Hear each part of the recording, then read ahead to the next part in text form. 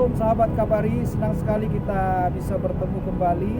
Saya percaya bahwa kasih karunia Tuhan dan juga kebaikan Tuhan senantiasa melimpah dalam kehidupan kita. Bahkan berkat-berkatnya berlimpah dalam hidup kita, karena Tuhan sangat mengasihi kita semuanya.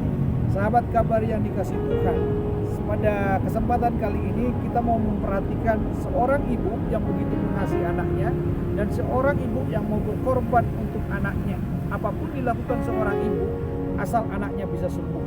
Apapun dilakukan seorang ibu, asal anaknya bisa mencapai apa yang diinginkannya. Kita akan melihat dari seorang ibu yang saat itu anaknya sedang dirasuk oleh roh jahat.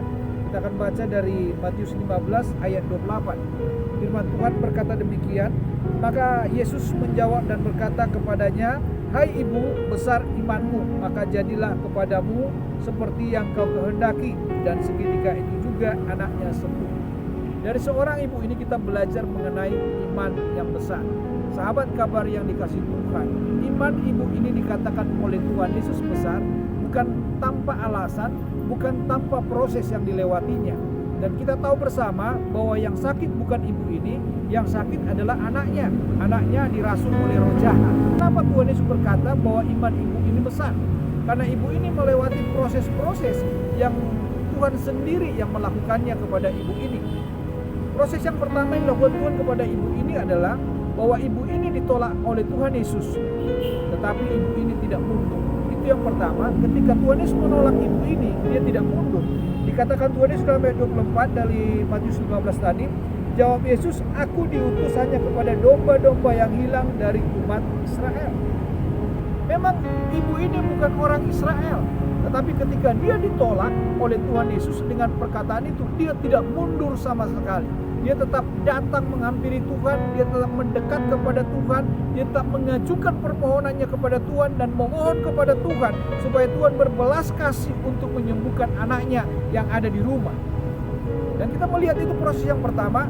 Proses yang kedua yang Tuhan lakukan pada ibu ini adalah ketika dia direndahkan oleh Tuhan, dia tidak sakit hati, tetapi dia menerima dengan segala ketulusan hatinya. Dikatakan di sini, tapi Yesus menjawab, tidak patut mengambil roti yang disediakan bagi anak-anak dan melemparnya kepada anjing.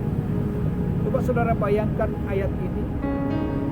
Ibu ini berada dalam titik yang sangat butuh kesembuhan bagi anaknya. Apapun dilakukannya, bahkan ketika Tuhan berkata bahwa Tuhan tidak bisa menolong dia, bahwa dia hanya bisa menolong orang Israel.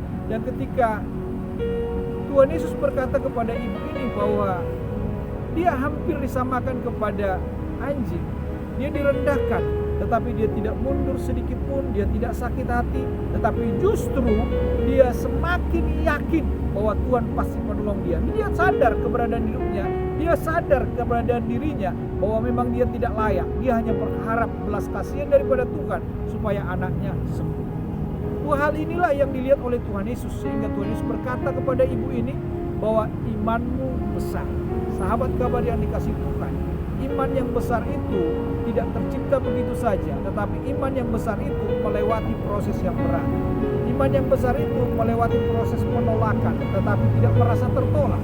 Iman yang besar itu melewati proses direndahkan, tetapi tidak perlu sakit hati. Karena melalui semua proses ini, Tuhan hanya mau menguji, Tuhan hanya mau melihat seberapa besar iman ibu ini, seberapa kuat ibu ini dalam pengharapannya.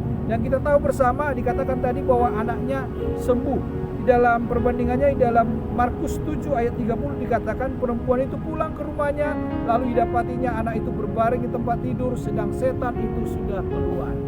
Dan benar-benar anaknya sembuh. Anaknya tidak dirasuk setan lagi, anaknya sudah sembuh sempurna. Itu semua hanya karena iman seorang ibu kepada anaknya. Amin. Mari kita berdoa. Bapa kami yang di surga, biar kami tetap Tuhan memiliki iman percaya yang luar biasa kepadamu Tuhan, bahwa Engkau Tuhan sanggup menolong kami di tengah-tengah masa kesulitan kami, di dalam pergumulan kami. Kami yakin dan percaya bahwa masih ada Tuhan, dan Tuhan pasti berbelas kasih dan menolong kami dan memberkati kami semuanya, memberikan mujizat, pertolongan, jalan keluar yang terbaik atas setiap persoalan, pergumulan, dan permasalahan kehidupan kami. Kami yakin dan percaya hari ini kami akan menerima mujizat daripada Tuhan. Esok hari dan seterusnya, mujizat demi mujizat Tuhan nyatakan bagi kami, dan berkat-Mu berlimpah bagi kami semua. Dalam nama Tuhan Yesus, haleluya. Amin. Sahabat kabari yang dikasihi Tuhan, apabila sahabat diberkati melalui renungan firman Tuhan hari ini, berilah dukungan pada channel ini dengan memberikan like, komen, dan subscribe pada tanda lonceng yang ada di layar.